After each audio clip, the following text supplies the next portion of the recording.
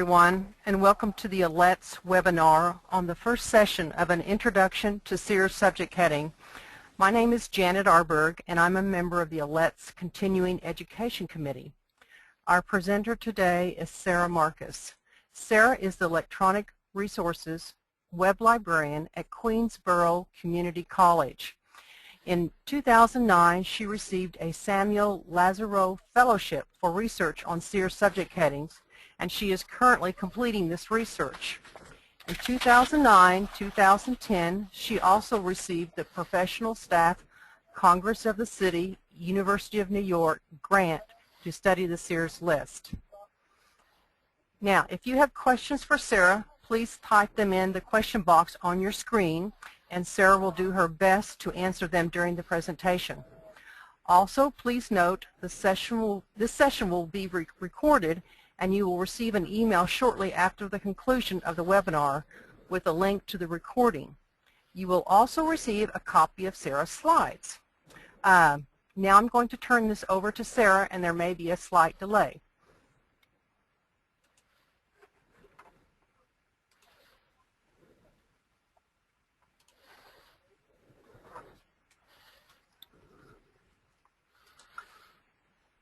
Hi and welcome.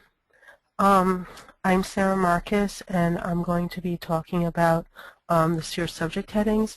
This is part one of 2 webinars, so some of the information I may not be covering today, but it will be covered in the next one.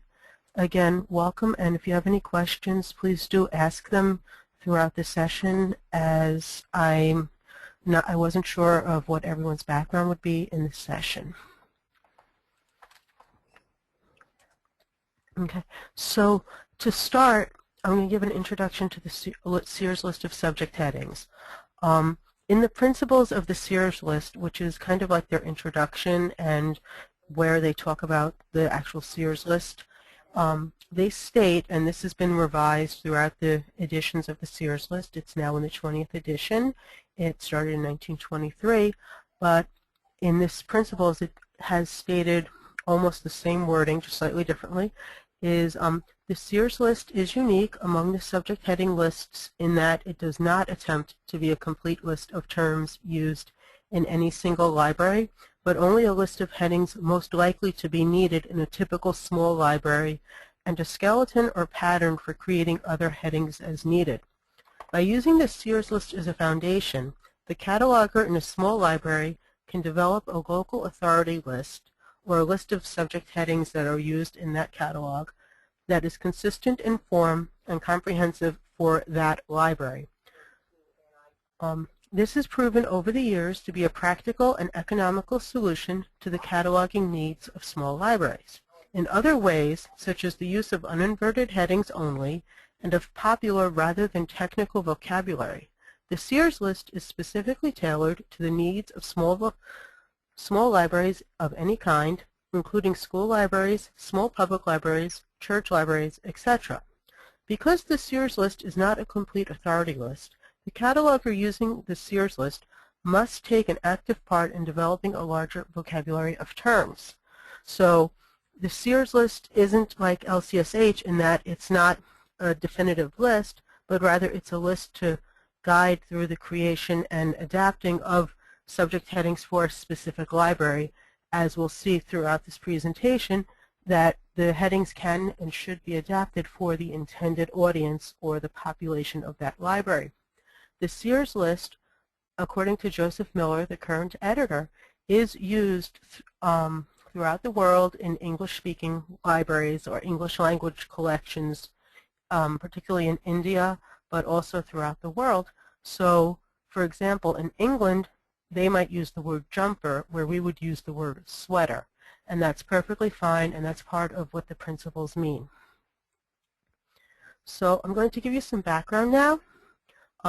Sears is a controlled vocabulary, or a list of selected terms that shows the relationships among the terms.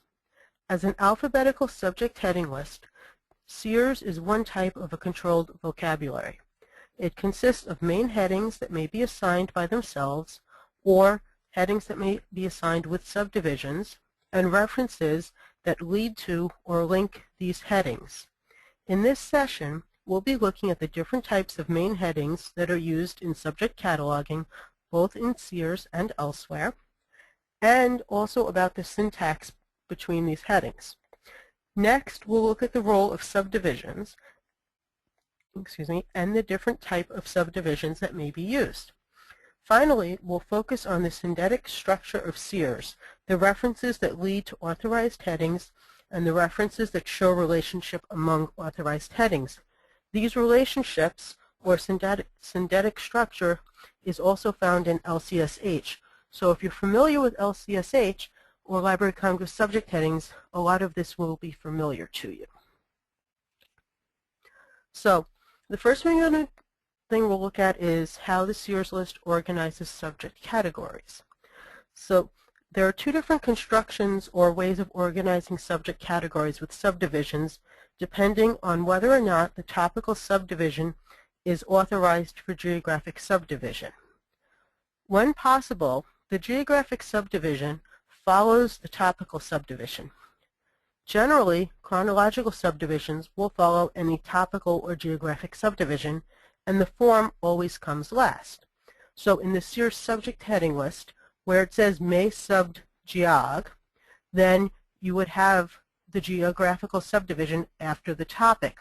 However, if it can't be subdivided geographically, SUBD, IV, GEOG, then you would start with the geographic heading followed by the topical heading.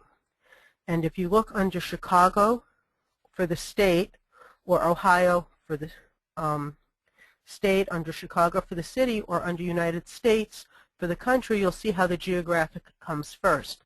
The topical coming first is more common, and you can basically see that in almost any heading that has the authorization to subdivide geographically. Okay, so now we're going to look at the types of references, or the synthetic structure of the Sears list. The first type of reference are the equivalence references, where these are references between two headings that are equal in meaning. These are the use and UF, or use for references. In order to be useful, an alphabetical subject heading list needs to have a generous entry vocabulary to link terms searchers might use with the authorized forms of the list, as well as a structure of explicit relationships to allow users to navigate through the system.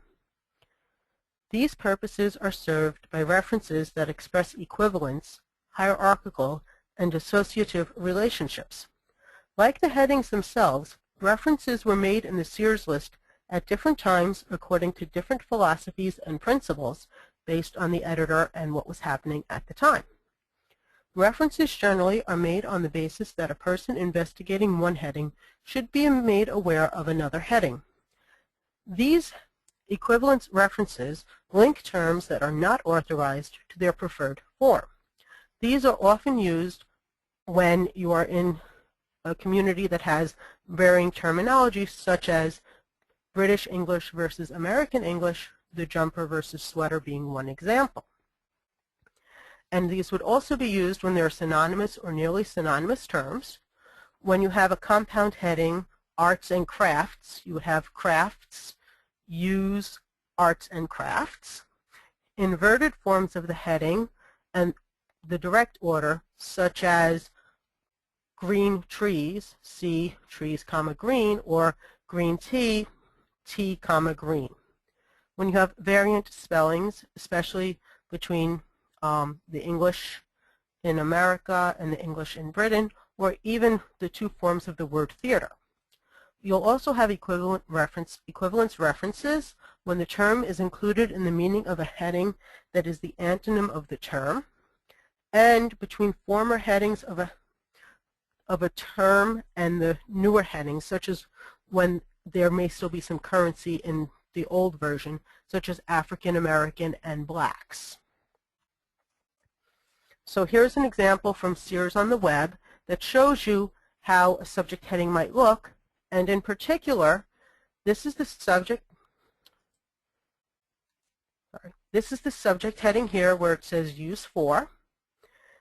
is what we're talking about. These are the equivalent references where you would use Arab countries, foreign relations, Israel, and you would use this for Arab-Israel relations, Arab-Israeli relations, Israel-Arab relations, and Israeli-Arab relations.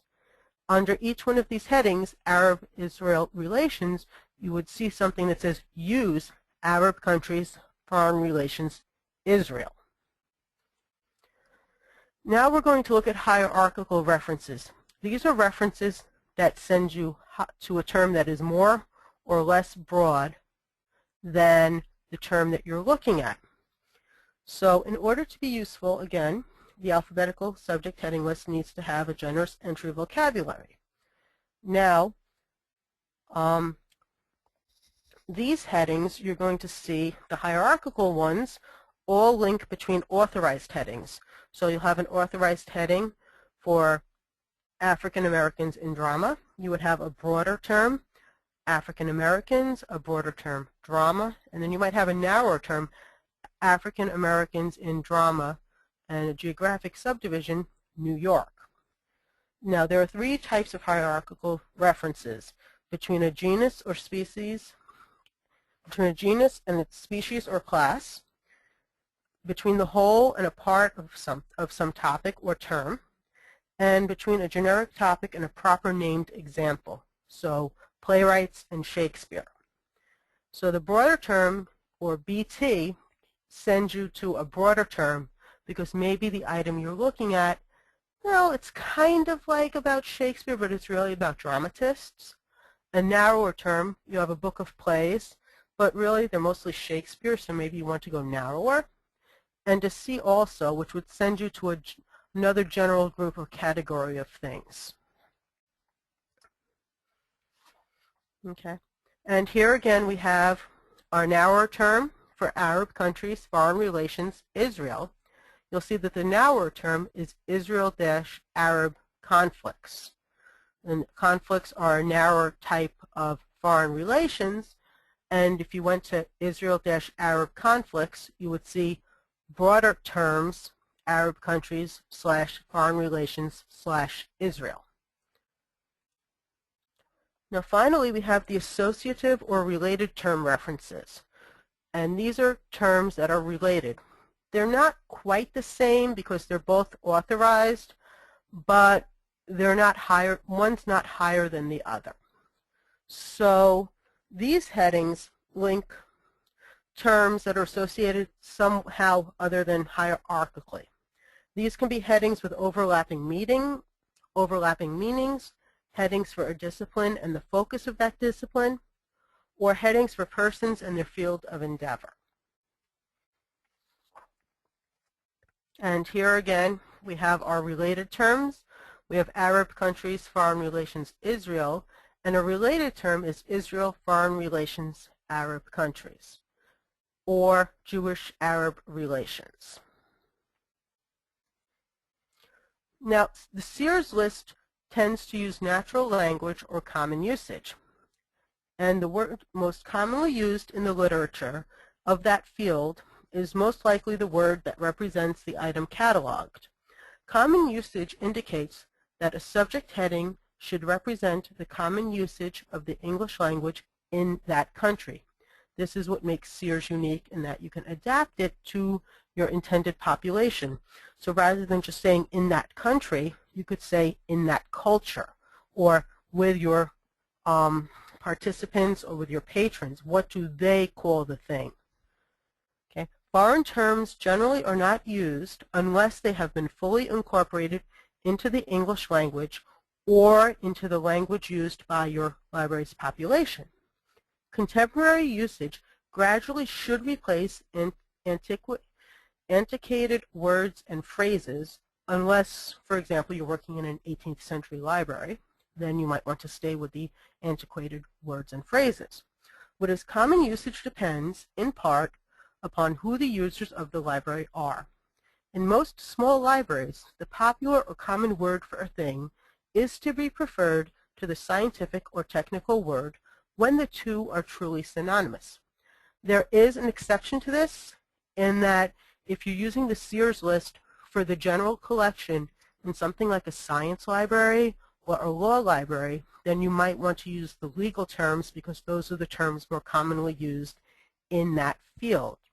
So you might find Sears used for the general collection in a law library while they use specific law subject headings for the legal materials, because the rest of the collection, the general collection in a law library, is very small compared to the collection in the law field.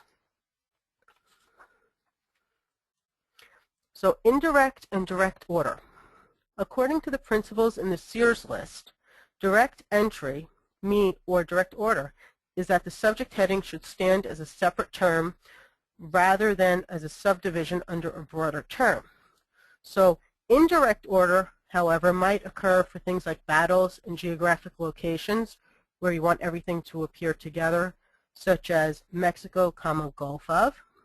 And you also have indirect order for fictitious and legendary characters where you put the last name first, and for royal houses where you put the name of the house first. In the past, many headings were established in inverted form in order to place a significant word first. While this practice made sense in helping to co-locate entry elements in a card catalog or even older, the book catalogs, it is no longer as big an issue in online catalogs. With the advent of public access catalogs, the preference has been for direct form and in natural language, or rather in the language of the intended users. Since a large number of headings existed in the inverted form, however, inverted headings were retained in several categories, fewer as time has passed. Note that in inverted headings, the word following the comma was capitalized. This is the element that would have been in the initial position if expressed in direct word order, such as House of Windsor. The first word of a subject heading is capitalized as a general rule. Inverted headings were done to include qualifiers such as for language, nationality, language group, time period, artistic style, music style, battles, and other. And some of these may still occur today, or you may decide that these are useful in your catalog or authority list. At this point, I'm going to ask if anyone has any questions. If yes, please raise your hand. If not, if you could type no in the chat.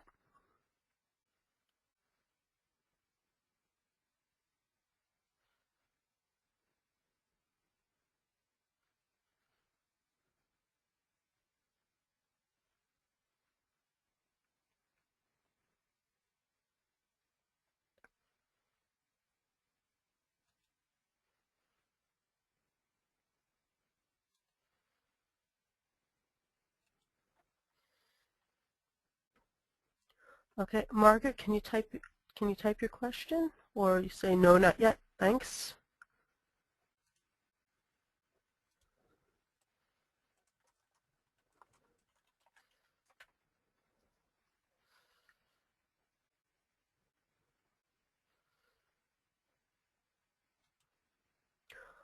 Okay, doesn't look like there are any questions, so I'm going to move on and I'm going to start talking about the types of headings. Main headings should correlate. Main headings, or the part of the heading that comes before any subdivision, is going to be the type of heading that we're talking about right now. And the main heading should correlate to the primary concept embodied in the work. The topics are identified by terms or phrases that represent what the material covers. Headings can also reflect the form of the material. The three general categories of headings are topical, form or genre, and name.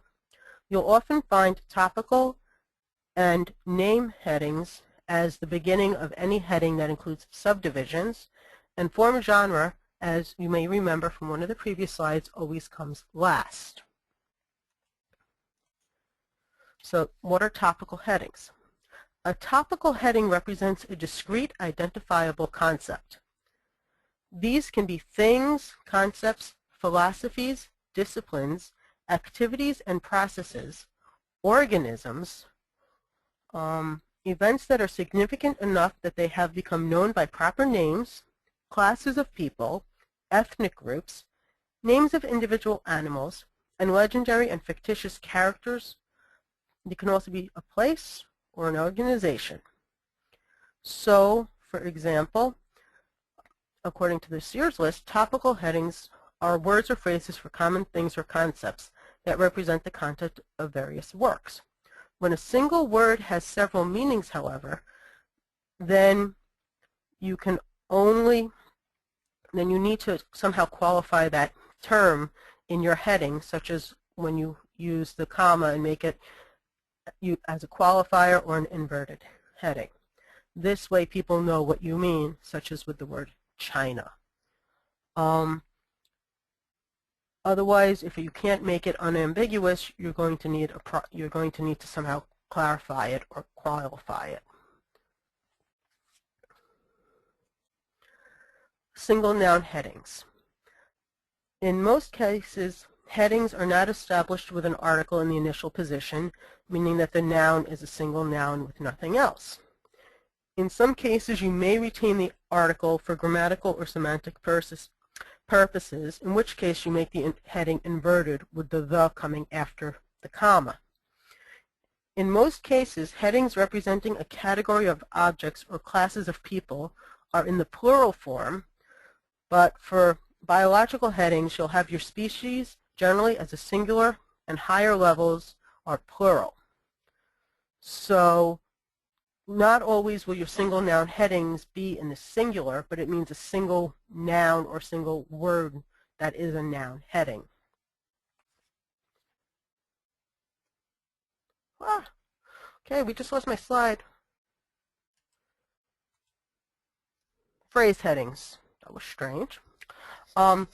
Phrase headings are more than one word, and they can represent a single concept or multiple concepts. The preposition as may be used in these headings, showing a particular use of an object or form, drama as art. The preposition in may be used in headings in several situations, blacks in drama, and classes of persons and occupations may also be a phrase heading. These are used when a single noun cannot precisely represent an object or concept. Most phrase headings are created by modifying a noun or a noun phrase with an adjective. When a single concept is generally expressed in the form of a prepositional phrase, the heading will take the form of the prepositional phrase. Phrase headings may reflect the relationship between two general topics at a broad level. Phrase headings may also connect topics that are normally together, such as arts and crafts. The heading for professionals may represent classes of persons involving two professions or occupational groups in non-work-related activities. The preposition in may be used to express special applications of a concept. It may also be used to express the representation or treatment of a place within a particular concept. The preposition in may be used to represent persons associated with a particular discipline or an activity in whatever capacity, in a broader sense than with as headings. Form and genre headings. Form or genre headings indicate what a work is rather than what the work is about, so it's more of a physical thing. These headings can identify a form or represent a style or mood. The intellectual form of the materials, is the form or genre, although the physical forms of some non-book materials are also identified by form headings, such as bibliography, script, sheet music, and other such items. Some form and genre headings describe general arrangement of the material and the purpose of the work. These are customarily assigned to individual works as well as to materials about such forms. Other form and genre headings are names of literary forms and genres, such as mysteries or romance. These headings used for major literary forms are used for collections only, not for individual items. Minor literary forms, also known as genres, are used for individual literary works. Okay, now we're going to look at the types of headings for the name headings, because there are several types of name headings. So they become this whole different thing, because things you wouldn't think of as names actually are names. Okay, there are several types of name headings, and if the work being cataloged is about a person, a place, or a corporate entity, a name heading is appropriate. The rules for constructing these headings will depend on the type of name. Many name headings are constructed according to the descriptive cataloging rules using ACRE 2, Anglo-American Cataloging Rules, 2nd edition, and the Library of Congress Rules Interpretations, LCRI, but may also be used as subjects. Some name headings are constructed according to subject cataloging rules. So if you're not sure, a good place to go is the Library of Congress Subject Authority or Name Authority to find these names formatted. Yes, it's Sears, but we still look at other places. You can also look at biographical resources such as biographical dictionaries in the field of the item in hand to see what it's about and see how you can make the name heading correct. So we'll start with personal name headings, because they're the easiest and the most common. Personal name headings are inverted with the date or dates of the person. Family names, royal houses, and dynasties are constructed according to subject cataloging rules found in Library of Congress rules, and also sometimes in ACRE. A biography will have a subject heading for the biography or the person or persons it's about. Personal names are constructed according to ACRE 2 and Library of Congress Rules Interpretation Practice. Fictitious persons will have a subject heading for the person, constructed as if a personal name. In other words, pretend the fictional person is a real person and give them a subject heading. Family names and royal houses and dynasties are coded as personal names, but they're constructed according to subject cataloging rules. Okay. Corporate bodies can be subjects of works and as such would receive subject headings. Generally, a corporate body is an organization or a group of persons identified by a particular name, such as the New York Yankees or the New York Jets. Yes, I'm from New York. I like my teams. Generally, certain vessels and vehicles are considered to be corporate bodies as well, such as the Titanic. Corporate name headings are constructed according to ACRE 2 and LCRI practice. Works about conferences and organized events can also have subject headings for the name of the conference or event, and again are constructed according to ACRE 2 and Library of Congress Rule Interpretation Practice. What's going to happen with the coming of RDA was still not 100% out there. Okay, geographic names. Headings can be assigned for jurisdictional areas and geographic features. Remember that if a place name is used as a subject, has a uniform title or subordinate body, it is considered a corporate name. So, for example, USSR is kind of like a corporation of all the places underneath it. Okay, so geographic names are the established names of the places and political jurisdictions. Make sure you use the name of the place that was there and the time the book was written about, not the time the book was published, because that's may not be the name of the place at the same matching. Okay, and then finally we have our title headings, where titles may also be used as subject headings. This is found a lot in literature where it's a book of criticism or a book of interpretation. If the work being discussed has a main entry under a personal or corporate name, the subject heading will be a name title heading, where you have the name of the author and the title of the work. If the work being discussed has a uniform title main entry, which is often with foreign language books or books of the Bible, the subject heading is also a uniform title.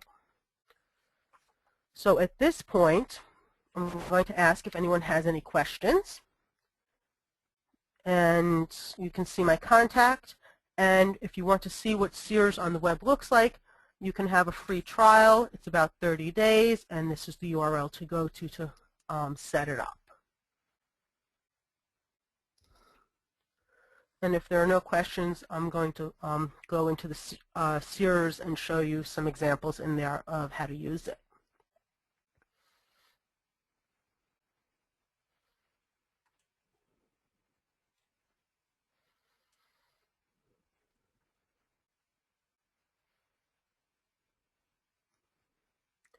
Okay, I'm going to pause showing my screen just for a second so that I can type in my username and password.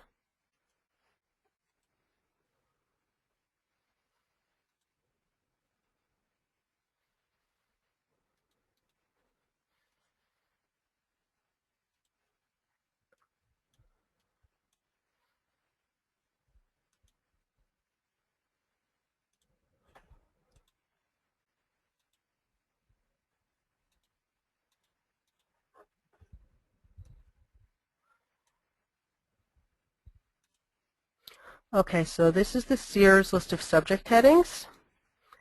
And to show you an example, I'm going to type in the word Jews. And if you have access to any Wilson databases, you search this the same exact way. The interface looks very similar, and you can search. So I typed in the word Jews because I'm trying to find a subject heading for a book about Jews. And here you'll see that there's 34 records that have Jews somewhere in the subject. So you see the slash means that this is a subdivision. So we can see that the subject heading Jews is used for Hebrews or Israelites. And then we see all the subdivisions. So we're going to click on the word Jews. And here we get, just like appears in the Sears list in print, or that might look familiar to those of you who use Library of Congress subject headings. You have the subject heading. You have the may subdivide geographically, which tells you that you would put the term Jews first, not the geographic area first. And here we have the use for. Use it for Hebrews and Israelites. Here's our related or equivalence term, which is Judaism. You may want to go look there. It's see also. The nower terms. These are terms that you can look at and see if any of these are really what we're thinking about. Are we thinking about the Essenes, the Israelis, the Jewish diaspora, the Jewish-Arab relations, the lost tribes of Israel, or World War II, 1939 to 1949, subdivided by Jews? So to see Judaism, to see how it relates back to Jews, you would click on Judaism.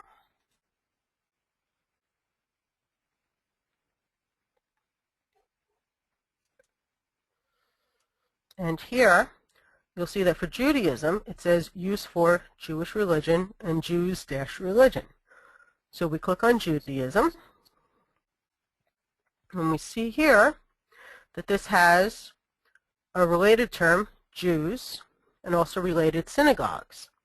And it has the broader term, religions, and the narrower terms that you can go to, and also a see also.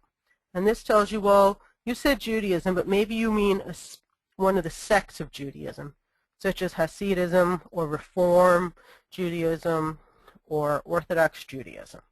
So this is one example. Does anyone have a subject that they may want to see information about?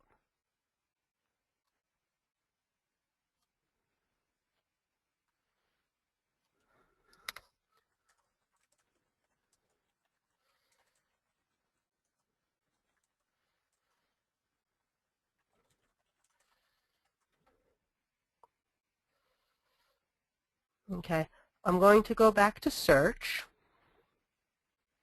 and I'm going to type in Ohio so we can see one of the geographic ones. Okay, so again, we're going to click on the term Ohio. And here we see the guidance for what we should do. And we have a scope note which tells us this is what you should do here. And the subdivisions that appear under Ohio may be used under the name of any state in the United States or other provinces.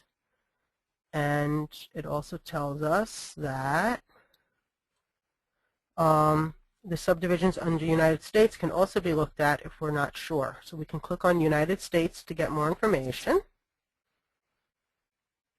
And we see that under United States there are 371 different subdivisions. So we can look at these.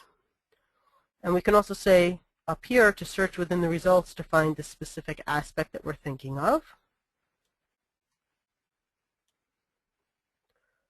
So if we're thinking about United States Armed Forces, or if we're thinking about United States and war, we would search within the results. And we'd find all the different aspects of United States and the war that we might think about here.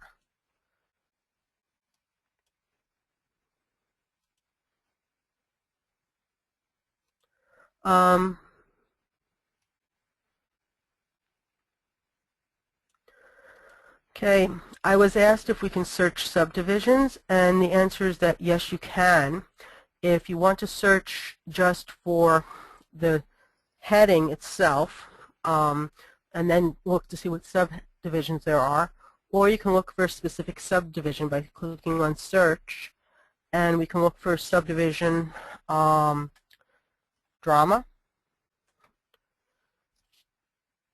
And by doing that, we'll see that here drama comes up as after the slash or as the subdivision. So there's subject headings authorized for dramas about Easter, about Jesus Christ, Christmas, the Civil War, Napoleon. Must be a lot of ones about Napoleon. And we can continue going and see that we're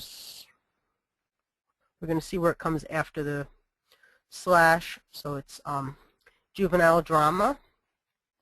And if we go back to our search, we'll see that we can also search either for the whole thing or just for the subdivision. To look for chronological subdivisions, you would have to look for the, someone asked about chronological subdivisions. To look for chronological subdivisions, you would need to look for the country or location first, because the chronological subdivisions vary based on the country or other term that it's appearing under. And I was asked, if Ohio is a pattern heading, and yes, Ohio is a pattern heading, as is Chicago and United States. So we could look at Ohio. And we would see here that there are 61 records that have Ohio. So that means 60 of them start with Ohio because the first one is Ohio itself.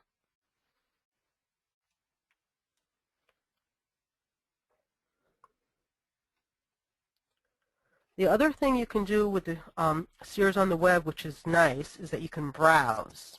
So if you're thinking of a time period, you can browse for 19th century, which is a chronology. And you'll see that it's actually not here. So then you know you have to spell it out, just like all the other database things.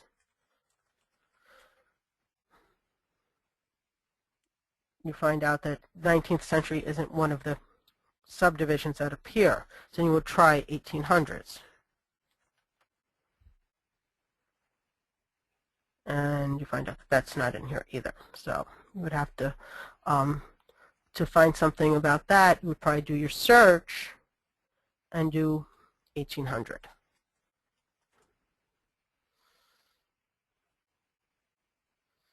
And here you would find that the Napoleonic Wars are 1800 to 1815, but political science's early works to 1800, while architecture is actually 19th century.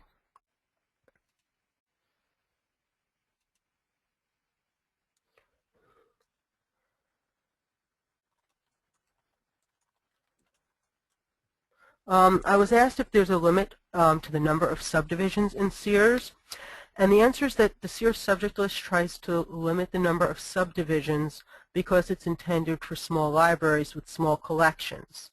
If you end up having to have 3 or 4 subdivisions for every subject heading, you may want to consider another subject heading list because you really don't want your patrons going that far down. However, if you think your patrons are going to need information that is that narrow when your book is a big, broad book, then you can go further down simply to make it easier for them. But the general rule of thumb is 3 subdivisions. Your main heading, which is either your topical or your geographic, then either the geographic or the topical, whichever didn't come first, followed by your chronology and your form, or your topical, geographic, chronological, and form. So we're going to go to slide 4. And here you'll see that generally you have topical, geographic, chronological, form, or geographical, topical, subject, form. And you generally don't go above these 4 because you want to make sure that you have it as focused as possible.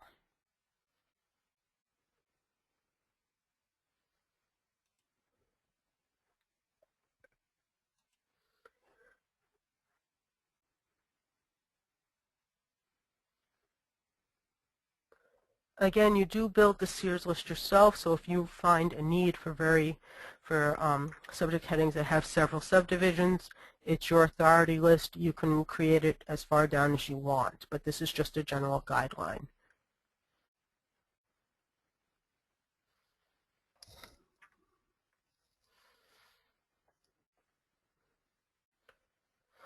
The Sears subject heading list used to be updated less frequently than the Library of Congress subject heading list. It was basically 1 or 2 people working on it at the H.W. Wilson headquarters. It's since become updated more frequently. The print in the last few years has been at the same frequency, if not more frequent, than Library of Congress subject headings. And now that the Sears on the web is out, the web is updated regularly, and the print comes out about every 3 to 4 years. The print will continue occurring, especially because overseas it's used a lot, and some libraries just can't afford the online or don't have the web access while they can get the print, and the print is always there and always works. The Sears list is relatively inexpensive, which is why it's popular with small to middle-sized libraries, and for libraries that only need to catalog a small section of their collection with a general subject heading list.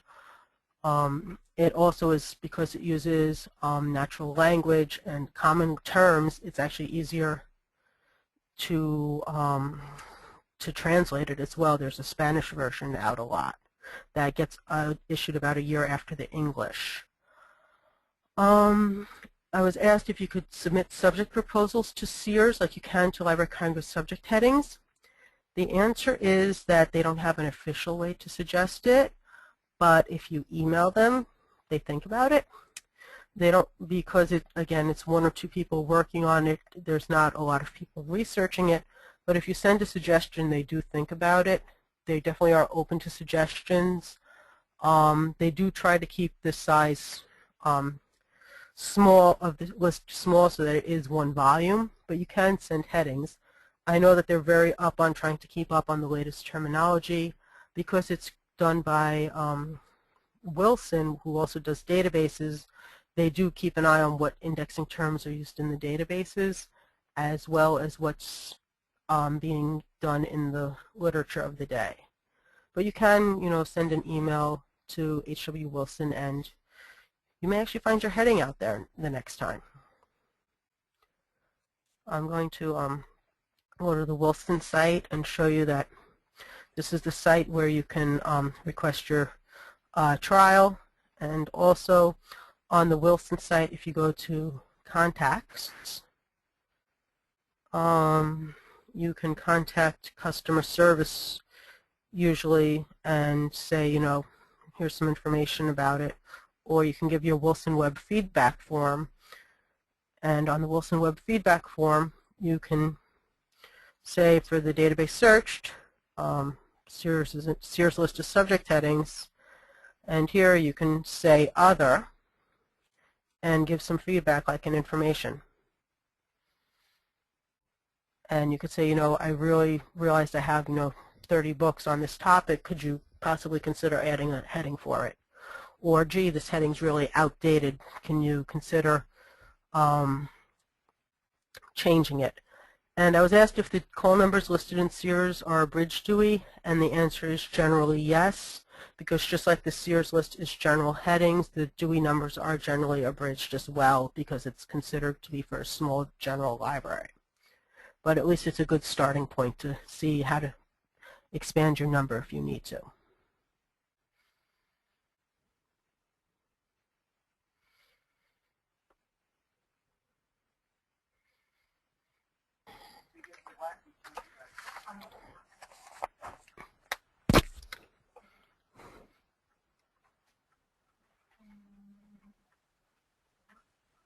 So, for example, in the architecture 19th century, you'll see that the Dewey number is just 724. So that's a little bit broad, but it's enough for someone who only has 3 books on architecture in the 19th century. You don't need to go any further down in your Dewey numbers.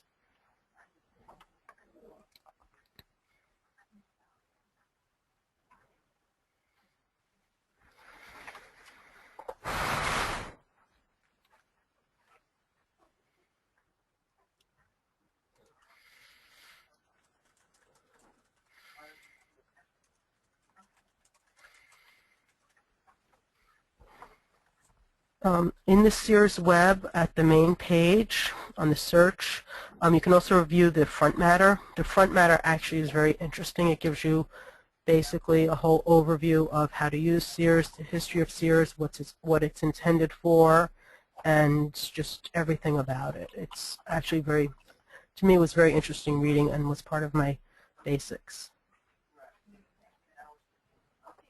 Okay.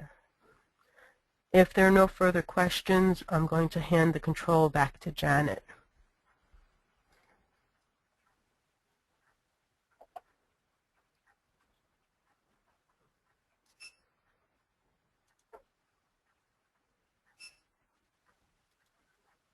Okay.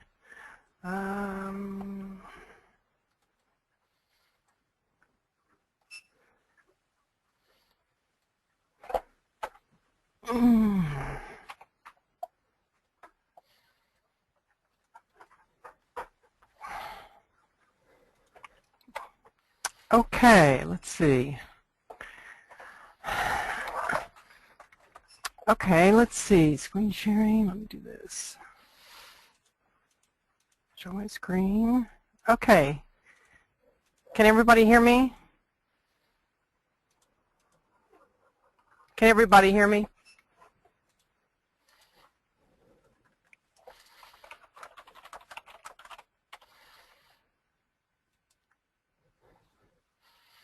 Hello? Okay, great. Great. Okay. Thank you, Sarah, for that insightful program that has provided us with some basic understanding of Sears subject headings. I'd just like to make a few announcements here before we close. Today's session was the first of 2 webinars Sarah has developed for the ALCTS on Sears subject headings. The next session, entitled Introduction to Sears Subject Headings 2, will be offered on Wednesday, December 8th, 2010 at 1 p.m. Central Time and 2 p.m. Eastern Time.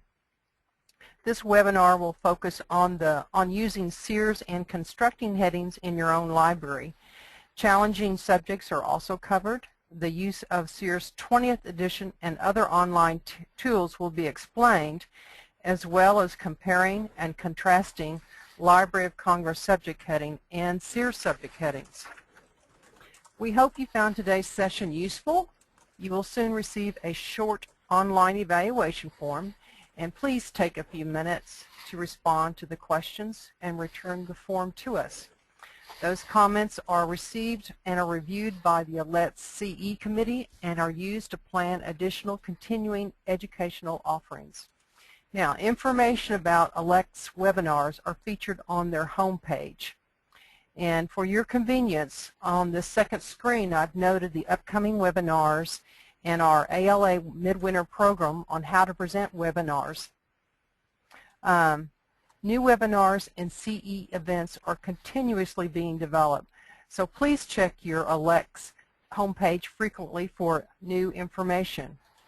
We welcome your suggestions for webinars and other continuing educational opportunities. You may contact me at janet.ahrberg@okstate.edu, or you can go to and submit a proposal online using the ALCTS webinar proposal form. Today I would also like to thank Melissa DeFino for providing technical support for today's webinar. She and her colleagues on the CE Committee Technical Support Subcommittee make it possible to present these webinars to you and to do them smoothly. We certainly appreciate your attendance today, and we hope you will join us again for Sarah's second webinar, again on December the 8th, as well as other presentations ALCTS has planned. Thank you all very much.